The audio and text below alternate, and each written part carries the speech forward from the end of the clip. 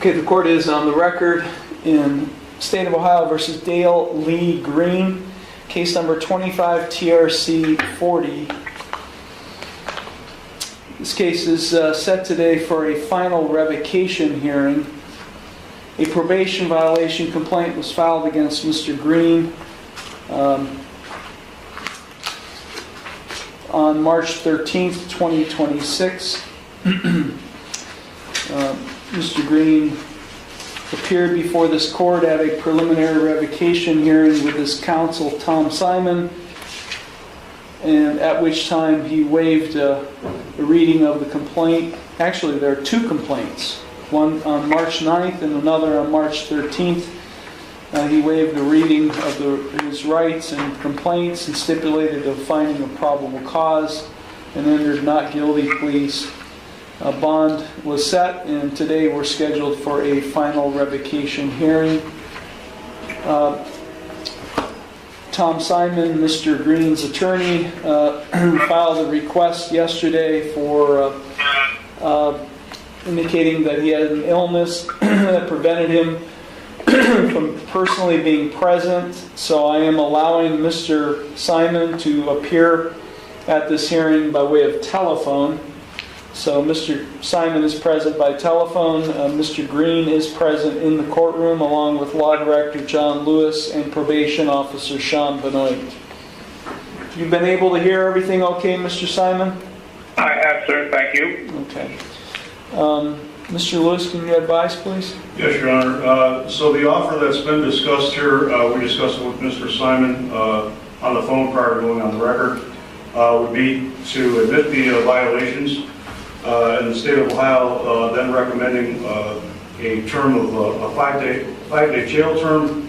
The state would not object to a jail report date if the court were so inclined to do it that way, and that Mr. Green's supervision would just continue as it already is continuing right now. Thank you. Thank you. Mr. Simon? I do understand, Your Honor. What I would ask the court to do, though, is to withhold sentencing until the final report date to make sure Mr. Green has been complying with everything. Okay, so you wish to proceed and adjudicate the probation violation but defer sentencing? Yeah, I'll waive that, Your Honor, and we'll make the admission. Okay. Any objection to that process, Mr. Lewis? I don't object, Your Honor. So it's my understanding, Mr. Green, that you wish to change your original not guilty plea and plead guilty or admit to the probation violation complaints filed against you. There were two of them on March 9th and March 13th of 2026. Is that what you wish to do today? Yes, sir, Your Honor. You understand by admitting or pleading guilty to these complaints that you are waiving your right to a final revocation hearing, which means you'd be waiving your right to cross-examine witnesses and to confront evidence presented against you. You'd be waiving your right to testify or not to testify without any negative connotation. You'd be waiving your right to subpoena witnesses. You'd be waiving your right to be proven guilty by a preponderance of the evidence. All of those are hearing rights you'd be waiving by pleading guilty to these complaints. Is that what you wish to do? Yes, sir, Your Honor. You are represented by Mr. Simon. Have you had sufficient time to consult with him, and are you satisfied with his counsel? Yes, Your Honor. Are you currently under the influence of any drugs, alcohol, or prescription medications that might affect your thinking? No, sir. Are you currently on probation, parole, community control, or post-release control with any court? Yes, sir. Besides this court? No. No, sir. Okay, I'm sorry. Has anyone made any promises to you No, sir. about what your sentence may be in order to induce you to plead guilty to these complaints today? No, sir. And are you thinking clearly and you understand everything that's happening? Yes, Your Honor. Okay, I'm going to provide, Mr. Simon, I'm going to provide your client a document entitled Waiver of Hearing Rights on Probation Violation Matters. I know you're not here to review it with him, but I'll read it out loud since it's pretty short. Okay. I understand that 1, I have the right to a preliminary and final revocation hearing. 2, at any hearing, I have the right to confront witnesses against me, to cross-examine witnesses, and to require that the case be proven by a preponderance of the evidence. 3, at my hearing, I could testify on my own behalf, but that I could not be compelled to do so, and that I could have witnesses testify on my behalf and have compulsory process for obtaining the presence of witnesses. 4, that I have a right to an attorney and right to a postponement to secure the services of an attorney. And 5, that if I'm without funds to secure the service of an attorney and the court finds this to be a fact, I have the right to have the court appoint an attorney to represent me without charge.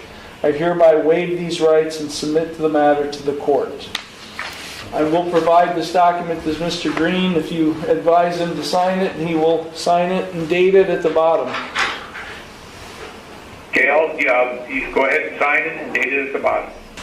Okay, the court does find that the written waiver of hearing rights has been executed by Mr. Green, witnessed by the bailiff in open court. The court does find Mr. Green's admissions or pleas of guilty to the probation violation complaints filed on March 9th and March 13th to be knowing, voluntary, and intelligent. The court will accept the guilty pleas, and I will therefore find him guilty of violating his probation in these cases.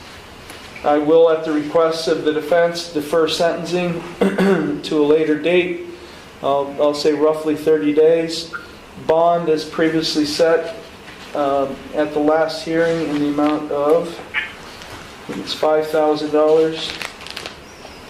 Personal recognizance with the conditions that he remain drug and alcohol free, be subject to random chemical testing by probation or law enforcement, and comply with any and all treatment recommendations at the Lake Area Recovery Center. That bond will continue in effect. Is there anything further, Mr. Lewis? No, Your Honor. Mr. Simon? No, Your Honor, just thank you. Thank you. Anything else, Mr. Officer Benoit? What makes this hearing interesting is that it wasn't about determining guilt or innocence. That part was already settled. The real question before the court was whether Dale Green had violated the conditions of his probation and what consequences should follow. After consulting with his attorney, Green chose to admit the violations rather than proceed with a contested revocation hearing. By doing so, he gave up several important rights, including the right to challenge evidence, cross-examine witnesses, and require the state to prove its case. The judge carefully explained each of those rights before accepting the admission, making sure the decision was knowing, voluntary, and intelligent. What happened next is what makes this case stand out. Rather than imposing an immediate sentence, the defense asked the court to delay sentencing for approximately 30 days. The reasoning was simple. Give Mr. Green an opportunity to demonstrate that he could comply with treatment requirements, remain drug and alcohol-free, and show the court that he was serious about turning things around. The prosecution did not object to that request, and the judge agreed. As a result, sentencing was postponed, while the existing bond conditions remained in place. Those conditions included staying free from drugs and alcohol, submitting to random testing, and following all treatment recommendations through the recovery program. In many probation violation cases, defendants walk into court facing the possibility of immediate jail time. Here, the court chose a different approach. Instead of focusing solely on punishment, the judge left the door open for accountability combined with rehabilitation. The next 30 days could play a major role in determining what happens next. Now the responsibility falls entirely on Mr. Green. The court has given him an opportunity to prove that he can follow the rules and take recovery seriously. Whether that opportunity results in a lighter outcome or a harsher sentence will depend on the choices he makes from this point forward. What do you think? Should courts give probation violators a second chance to prove themselves? Or should violations automatically result in immediate jail time? Let us know your thoughts in the comments below.